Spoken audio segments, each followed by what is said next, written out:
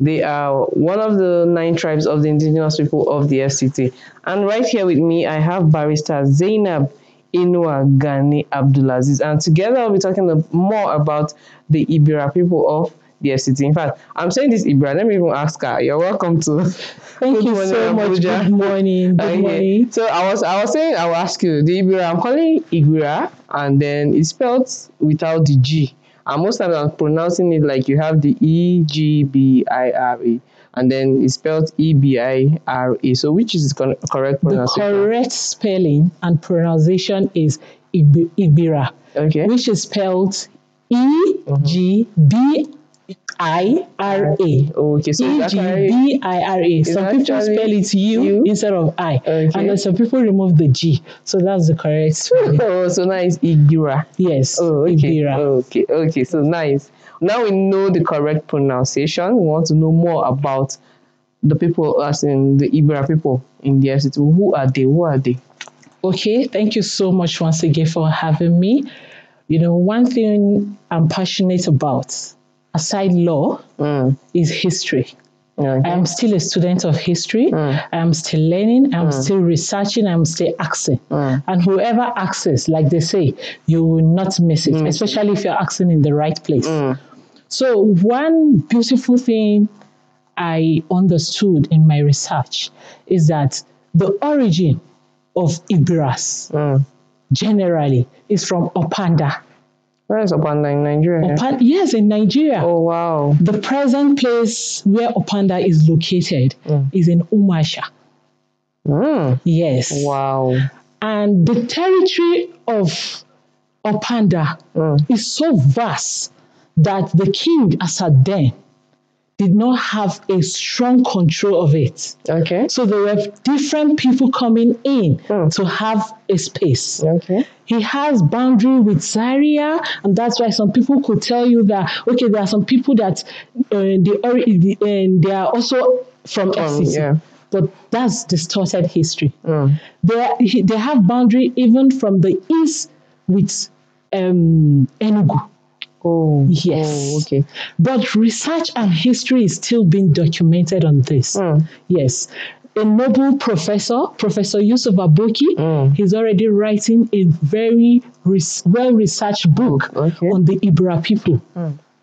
So their history is from Opanda. They came down and went and spread. Okay. But before then, before coming to FCT, there is Opanda and there is Ohimege. That is in Kotun Karfe. Okay. So we will talk about the history of FCT Egbiras from Opanda Kingdom and Kotun Karfe Kingdom. Okay. So from Kotun Karfe, they moved down to FCT. Okay. And this was carved out, you know, in 1914 during the amalgamation. Okay. So in 1914, when, you know, the white people wanted to have easy leadership, so they carved it out. And later from Kwara, you know, the Kogi was carved out from Kwara, and then we had the FCT being carved out again from Kogi. So FCT origin, the whole territory of Abuja is from Opanda. Okay, that's Egbira people. Egbira people. Okay. No, even the Abuja territory. Oh, really? And I was so shocked. Really? In fact, I know that so many viewers will be shocked to this because it was so large. He had a very big territory. And he, you know, the Egbira people spread. You know, they came down, moving from Kotun Karfe, and then some, you know, stayed majorly in Abaji. Yes. So that is one history of Egbira people from Opanda, and then it broke out to Kotun Karfe, then FCT. Oh, okay. So the territory basically, even Abuja territory, the origin is from Opanda, and the leader of Opanda is an Egbira person. Wow. Yeah. That's really an interesting history we just heard now. Yeah. Oh, and really? I'm still making this. I was so shocked. That means Egbira should be a combination of so many languages, like maybe Igbo and like a bit of... You know, there's an adage that they will tell you in Egbira, the olden days, they'll tell you, Egbira onyetere Igbo. Meaning Egbira, people who have associates with boundaries with Igbo. Okay. Yes. Okay. So we have boundaries with a lot, even Idoma. Idoma will tell you Ihinegba. We also say Ihinegba because there was a connection. Okay. When they came down from where they were, they also settled in Opanda. Okay. Even when you look at the Gana, people were coming to settle in Opanda before everybody separated. Even the Gwaris, when they left Niger, left Kaduna, they also settled in Opanda before coming down. So, wow. Who has done territory is the king of Opanda and Ohimege of Koto. Oh, okay. So, okay, that's why it became Egbira Culture. You hear Egbira Culture. Yes.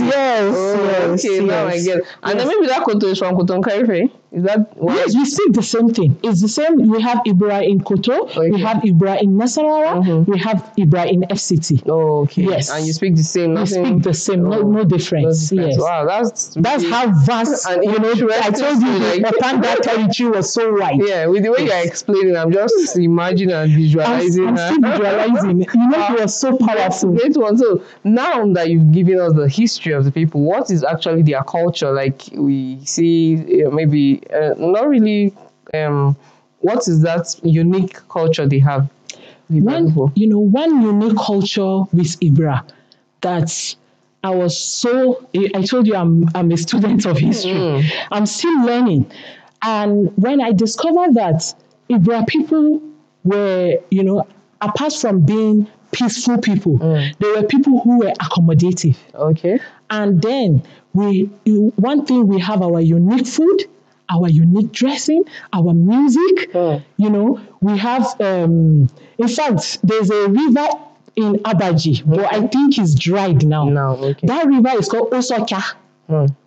In fact, the river has a history of having spirits in them. I was like, I'm used to, the Nigerian movie. I know that, okay, they are masquerade in other places. I said, Egbira, we also have this. That is how, our history is not even being told. So they said, yes, Egbira, the spirits we actually send, the spirits we send other spirits for errands to go shop and bring back to the river. Really? So at the end of the day, I realized that, okay, yes, we have our music. And very interesting talking. If you want to talk about honorary, it discusses royalty. We have our own dance. Okay. We have our food. We have our. What's the delicacy? Sorry to cut to the like the delicacy of an Egbira person. Like if you come and meet the Gbaji person, you hear tuwo, this Eje, and then Gana. I think they also do tuwo too. So what's your own? Okay, if you visit me today, the first thing I would love you to taste is akika. Okay. And that akika, sometimes you hear our mothers in those days will tell you, that whole the akika, go wanya kika. Okay. Meaning, they start taking the pap of akika so that you can be wise. Oh, it's actually a pap. It's like pap. Okay. Yes. And it's made from millet. Oh, the red one, is it guinea corn that is the red one? Guinea corn, right. It's made from guinea corn. Okay. Yes. It's like Kunu or what? No, it's like a modern coconut. Oh, okay. Yes. You make it, you sieve it.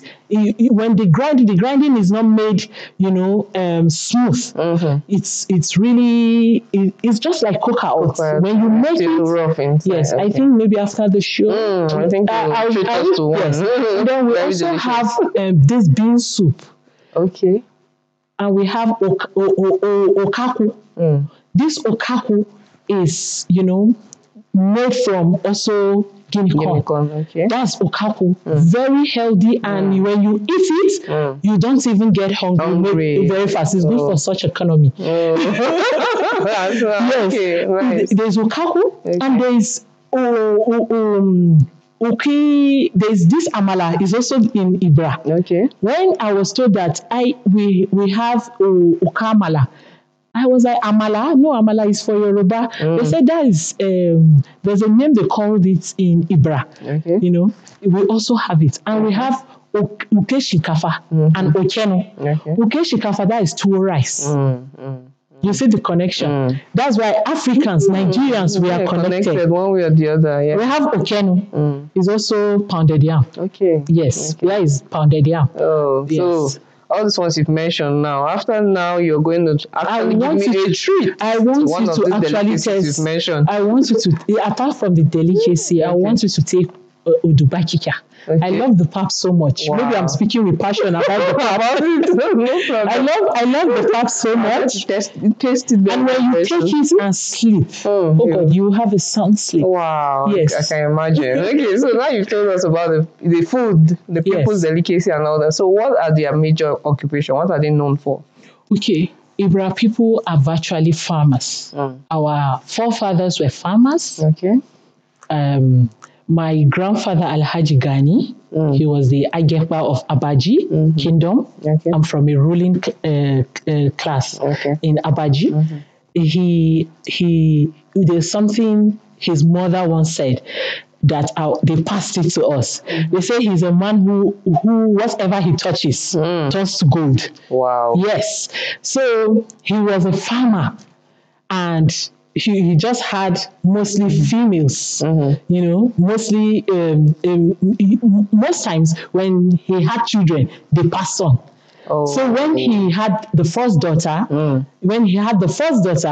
who will help you in farm? You know, that was the thinking. Then he had my father. And that was when they said, Inua, my shade has come. Okay, I have a son now. So basically, they were farmers predominantly. Egbira people, they were hunters. Okay. And they are into blacksmiths. Oh, wow. Yes. Okay. And even this stone, breaking of stones, they are also into that as a profession. But majorly they were farmers, hunters, and blacksmiths. Oh, okay. Yes. So the discussion is really interesting. I'm getting to know and learn some of these things. Yes. But we will not continue now. We'll take a break. We'll go on a short break, and after that we'll come back to continue this discussion. So I've been speaking with barrister Zainab Gani Abdulaziz, and she's really giving us a whole lot about the history of the Egbira people of the FCT, and we'll go on a short break, and after that the program continues.